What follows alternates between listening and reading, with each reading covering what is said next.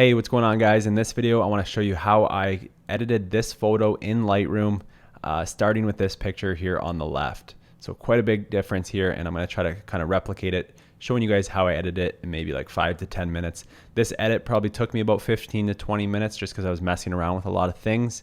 You can see here the history of this edit is pretty long, but a lot of them were just small changes I was making. So it actually didn't take too long, about 15 to 20 minutes.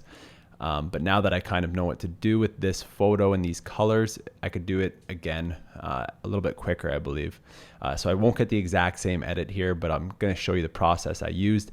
This photo here, not too great. I probably wouldn't use it, but once you do some edits to it in Lightroom, looks great over here, at least in my opinion. This was shot on a Sony A9, 24 to 70. You can see the lens and camera details over here. Had to shoot at ISO 8000. This was in a dark gym, just natural light from the lights in the gym. So it's pretty dark. The image is going to be maybe a little bit grainy, but overall for Instagram, it looks great. So let's see how I did this. So we'll go back to the original photo here. Press Y to get rid of that. And the first thing I'm going to do is crop it for Instagram. So we're going to go to the crop here. We're going to go 4:5. If you don't know, that's the best for Instagram. You just got to make sure that you post it as a 4:5 photo on Instagram, and it's going to take up the full screen. Looks pretty nice. So I'm going to go like that. Maybe bring this in a little bit. Can't remember exactly how I had it, but kind of have me centered, but a little bit off to the right, because I do want maybe some of this dumbbell rack and some of the rope in the photo. The battle ropes there. So let's try something like that. That's not bad. You can always tweak it at the end if you want to adjust it a little more. So the next thing I did was add Peter McKinnon's preset called Heatstroke. If you're not familiar with his preset pack, check out the video I did. I talked about it and showed you some examples, but Heatstroke's one of my favorites for when I'm taking photos in the gym. So I added that, and right away that makes a big difference. I mean, I would brighten this up a little bit and publish it just like that. But I did want to, what did I do there? But I just hit the toolbar by pressing T, I think. I did want to change some colors here of the wall and brighten some stuff up, darken some other stuff. So from there, we've got heat stroke applied. So I'm just going to minimize the presets because I'm done working with those. I'm going to try bringing up the exposure a bit. Let's leave it. Let's try that 1.05. Not sure where I had it in the other video or in the edited picture. I'm going to enable profile corrections of the lens. I'm going to leave everything else the same. The next thing I'm going to do is work on the wall. So I don't like this color of the wall. I actually want to take out most of the colors in this photo, especially the wall. So I'll show you how that looks here in a second. So I'm going to go to saturation and go to this. Instead of just taking down, I could pick a color. I'm going to click this, and I'm just going to click right on the wall and drag up and down on my mouse. So you can see up, it's adjusting mostly the green and the aqua, more so the aqua, but we can bring this down quite a bit and make it almost look gray. So I don't want to take the color out 100%, but I want to make it pretty close. I don't want to get it down. That would be making it 100% without the color, taking out all the greens and aquas, but I want to bring it to maybe, let's leave it there. So you can see the adjustments I was making over here. If you want to see, so instead of bringing them down all the way to -100, we got -91, -71. So that looks pretty good there. You can always tweak that at the end again. You can tweak these things whenever you want to kind of get the best look for what you're going for. So the next thing I wanted to do is take out this orange, a bit of this orange here. I also want to bring down the orange in my skin tone a little bit, because this kind of does have the black and white almost look to it, without going full black and white. I want to bring down the skin tones a little bit. So bringing down the saturation on the orange is going to affect both of those. So we're going to try to bring down this orange in this little cap thingy and in my skin without going overboard. So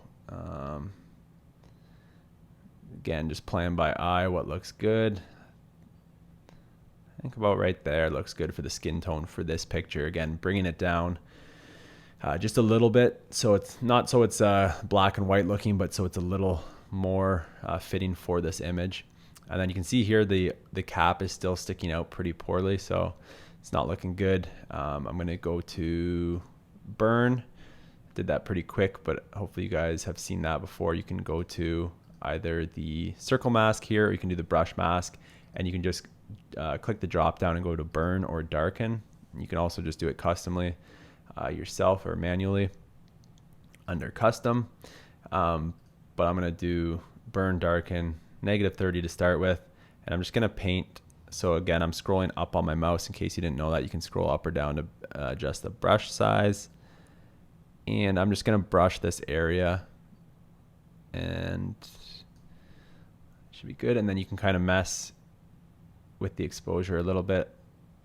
So I don't want to make it obvious, but I do want to try to hide that. So I'm going to go to -1.05, and then I'm also going to bring down the color here. So again, without going overboard, so it's really noticeable. Maybe go to like -50. I'm going to click this show selected mask overlay button, and let's zoom in here. So I'm going to click 2 to 1 in the top here. You can hold space bar and drag around the photo, but I'm in a good spot here. And again, I'm just going to paint this a little more. Make sure I get all of the orange here. It's kind of tough to see. Again, if you want to be really fine, this is only for Instagram, so I wouldn't go too much into this. But if you want to be make this look a lot better, you can go to the erase tool, and you can kind of erase it to get a little bit tighter there. Now let's take this off. The mask overlay button, click that, and you can see there, hides it pretty well. And again, no one's gonna really see that, especially if it's just for Instagram. So I'm gonna go back to fit here so I can fit this whole image in the screen here. And overall, that's looking a lot better. I wanna brighten myself up. I wanna maybe see my face a little bit, see some more details in my arms and my legs, maybe darken around some edges here, and maybe also try to darken out this fire extinguisher that I wish wasn't there. So first, let's work on myself. So we're gonna paint myself with the mask brush, and I'm gonna start off by just going to dodge or lighten, and I'm gonna bring it up quite a bit, which we're gonna adjust after, but I just wanna see where I'm painting. So you can click auto mask. For me, again, I don't wanna be too exact here, so I'm just going to paint over my body. Again, if I make some big mistakes, I can always use the erase brush, so it's not a huge deal.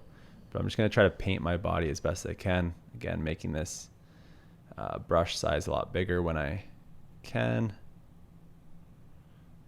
And then when I want to get into the smaller areas, I'll bring the brush back down by scrolling on my mouse.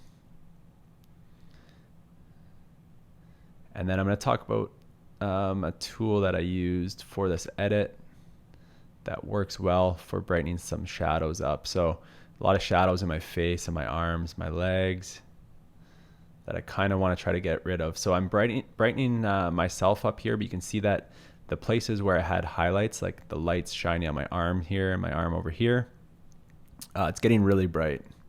So obviously we're going to turn down the exposure a little bit, but it's still going to look too bright. So what I'm going to do is going to go to the range mask down here and go to luminance, and I only want to work with the shadows. So the shadows are on the left hand side and the highlights are on the right. So if I was over here, I would only be bringing up the highlights, but I want to only bring up the shadows. So I'm going to work from let's say around 0 to 40.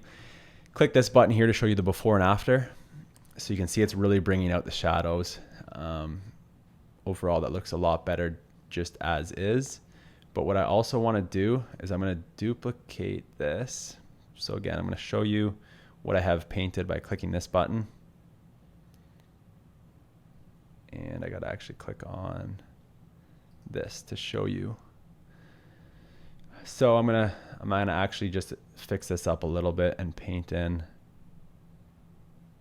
It's mostly showing where the shadows are, but I'm gonna just make sure that these spots here are painted in. So that should be good. I'm gonna actually right click on this and hit duplicate, and then I'm gonna actually turn off this. So I wanna brighten up this whole area, my whole body. So I'm gonna turn this off and then uncheck this. And now it's brightening up everything. So shadows, highlights, everything. So I'm gonna start at 0 and kind of work my way up here slowly and see what I like. It's too much. Maybe just another, let's say around 23 should work. So turn all these on and off and just kind of see the difference it makes. So I think that's good there. I might adjust things a little more fine if I was not recording this video, but that looks pretty good there. And then the last thing I want to do is darken some areas on this photo. So again, you can use different masks. You can use this circle here. I'm just going to go to burn. I'm actually going to turn it down a bit more. So I'm going to go to like negative 50. You can use these circles here, which I'll do quite often. And you can just right click, duplicate it, bring it down to wherever you want to darken. Or you can use the square, the rectangle feature, or you can just brush in all the areas you want dark. So I do kind of want this dumbbell area on the right to be brighter, so I'm not going to put something there. As far as these circle masks, I'm going to click delete on that one. So I put 2 there.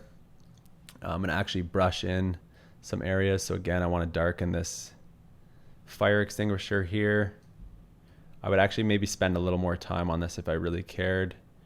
Whoops. If I really cared, I would spend some more time maybe trying to get rid of some of the color just to make it blend into the background more. But for Instagram, not a huge deal. No one's going to really notice that too much. Maybe paint this area here, darken this up a little bit.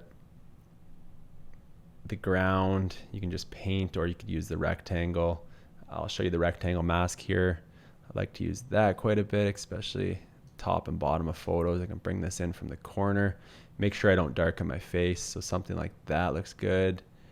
I would probably get the paint brush here and maybe try to get this bench a little darker, kind of the wall area. I don't want this white area over here to take any attention, so I kind of want to darken this so the attention is more on the subject.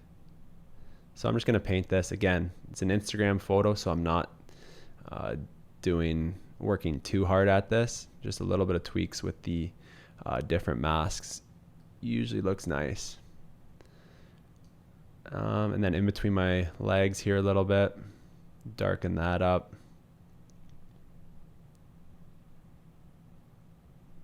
Again, so you want to keep it looking somewhat realistic, but try to bring out your subject here and give the kind of atmosphere, the mood that you're going for. Dark gym. So again, this painting didn't do the best job here, but you kind of get the idea. You might want to work on it a little more. I'd maybe actually turn this down because you can kind of see where I'm painting. You don't want to be able to see, you want it to kind of blend in. So I'll turn it down a bit. So right there, let's work with that for the end product. Right now, not as good as my original edit because I did it a little quicker and I was talking and that, but overall looks a ton better. So if you guys enjoyed this video, if it helped you out at all, please do me a big favor, hit that thumbs up button. And if you're interested in more videos like this, leave a comment in the comment section here on YouTube, and I'll try to do more Lightroom editing videos. Other people have done them, they've helped me, so hopefully this helped you. Subscribe to my channel if you haven't already, and talk to you guys later.